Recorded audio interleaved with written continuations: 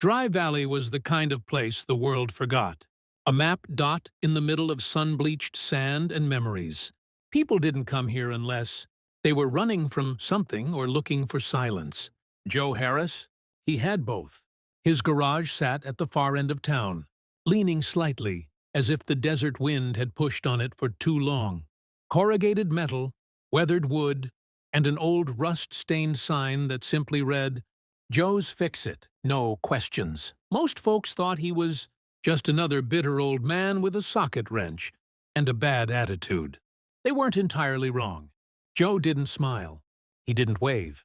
He kept to himself, his tools, and the dust-covered memories he didn't dare disturb. Inside, the place smelled of oil, gasoline, and time. An American flag hung over the back wall, slightly torn at the edges. Next to it, an old photograph.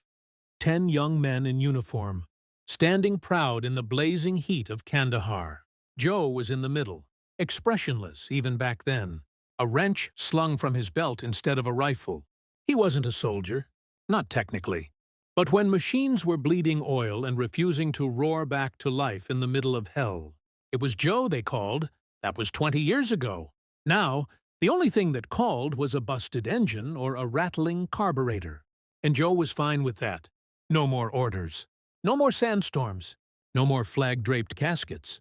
Then, one Tuesday evening, just as the desert sun kissed the horizon, the black SUV arrived. It rolled up without a sound, sleek and clean against the dust-blasted scenery. Joe noticed it instantly. His instincts, dulled but not dead, flared like old war wounds in the cold. He wiped his hands on a red rag, narrowed his eyes, and stepped outside. 2 men emerged. Suits, sharp, federal. Joe didn't like suits. "Mr. Joseph Harris?" The taller one asked, flashing a badge faster than Joe could catch the name. "Who's askin'?" "We need your help. It's personal." Joe spit on the ground. "I don't do personal." "Not anymore. It's about Captain Daniel Briggs." Joe froze. It was like someone had dropped a wrench into his chest. Briggs. The name echoed. So many years buried. The last time he heard it was in a report marked MIA, pinned next to a newspaper clipping Joe never had the courage to throw away. "We believe he's alive," the shorter agent said, "but he's being held by a rogue paramilitary group across the Mexican border." "And you're telling me this why?" Joe asked, trying to sound uninterested. The taller one leaned in. "Because he asked for you." Joe didn't sleep that night. He sat in the garage with the lights off, the desert wind pushing sand against the tin walls. He opened an old crate buried beneath a tarp. Inside, photos, medals, and the same wrench he used in Afghanistan. Still oiled, still solid.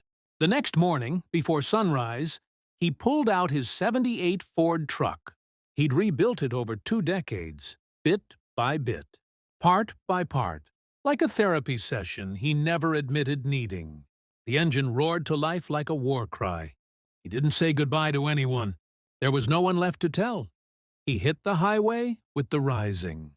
Sun in his mirrors and ghosts in his rear view, Joe crossed into Mexico under the kind of sky only deserts. No, burnt orange fading into black, with stars sharp enough to cut through memories. His truck had no plates. Didn't need them.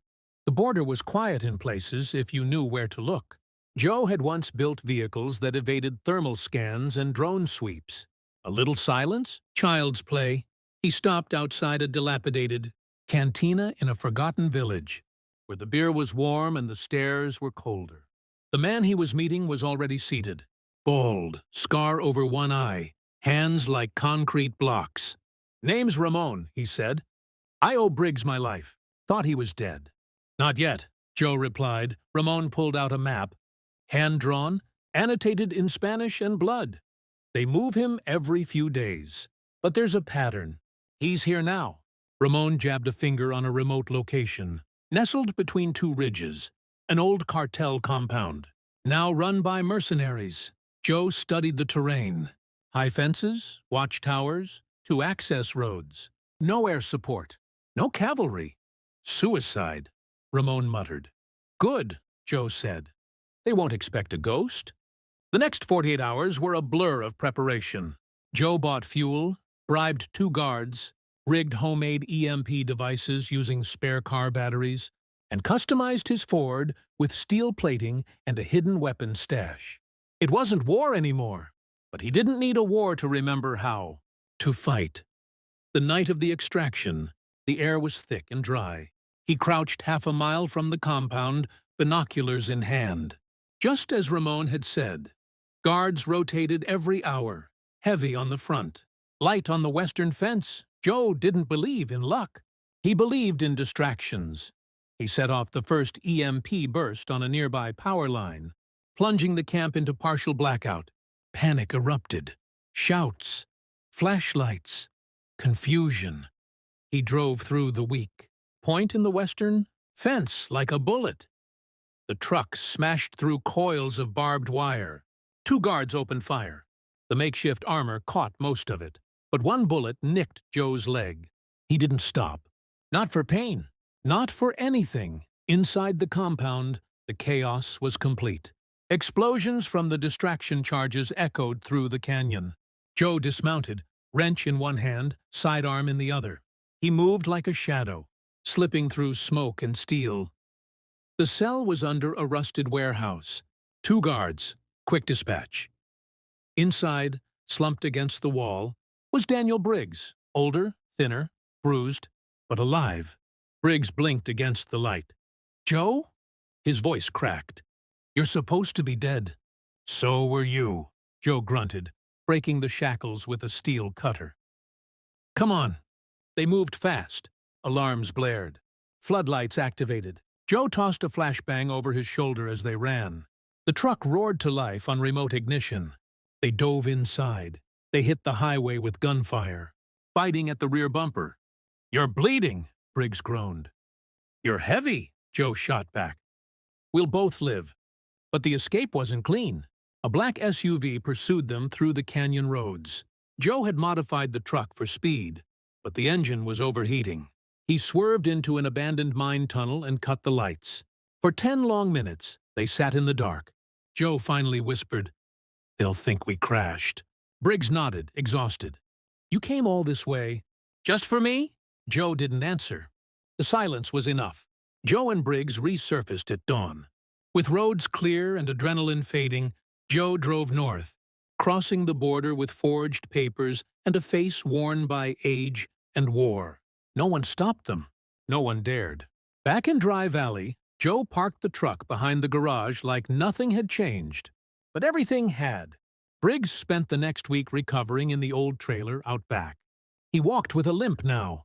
His speech was slower, but his eyes held something Joe hadn't seen since Kandahar. Fire. "Why'd you do it?"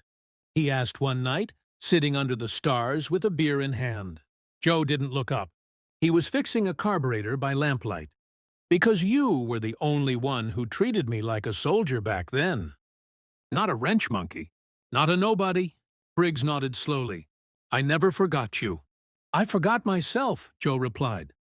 "Took a war to remember." Eventually, Briggs left. Headed east to reunite with what family he had left. Promised to call. Probably wouldn't.